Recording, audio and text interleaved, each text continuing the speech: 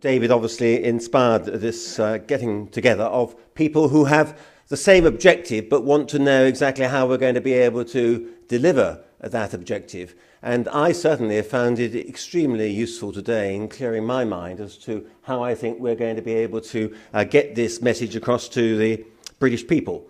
We know that in the war going on in Ukraine at the moment, the propaganda side of that war is really important and is a nightmare for the Ukrainian government.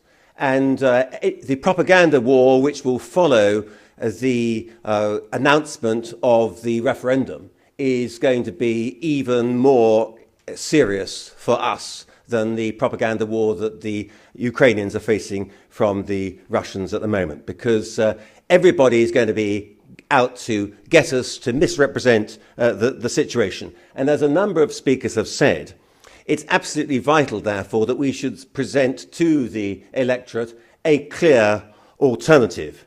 And having listened to the presentations today, I'm in no doubt that that clear alternative must be the WTO alternative. It's nice and simple, it's easily explained, it's legal, it's workable, it's not vulnerable to sabotage by anybody else, it doesn't involve us having to negotiate and be held to ransom. And I part company with William Dartmouth on the idea of trying to negotiate with the European Union. We have seen, and we just heard from what's been happening in Switzerland, the way in which the European Union tries to boss Switzerland around, even with its rather looser arrangements.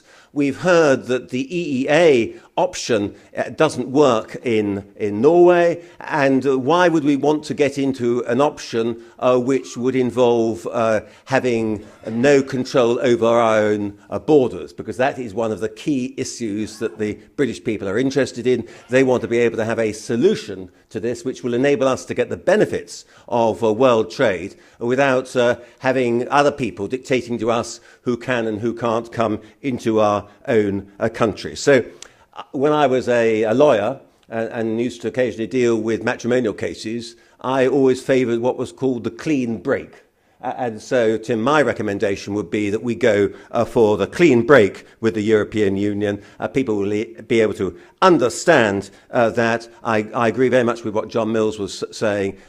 Keep it simple. It's not just for the Labour Party people we're going to try and get supporting us, but for all voters. The simpler we keep it, the better. And I think that what Owen Paterson was saying, if he'd had the benefit of being here at this conference, I don't think he would have actually said exactly what he said. And I think I will report back to him on the councils that have prevailed. And I'm sure that when Owen next gives a speech, he will be talking about the WTO option. But can I, in conclusion, thank everybody for coming along and participating in this conference. And I think if we can get a clear alternative to present to the British people sooner rather than later, I think it's going to be to our great benefit.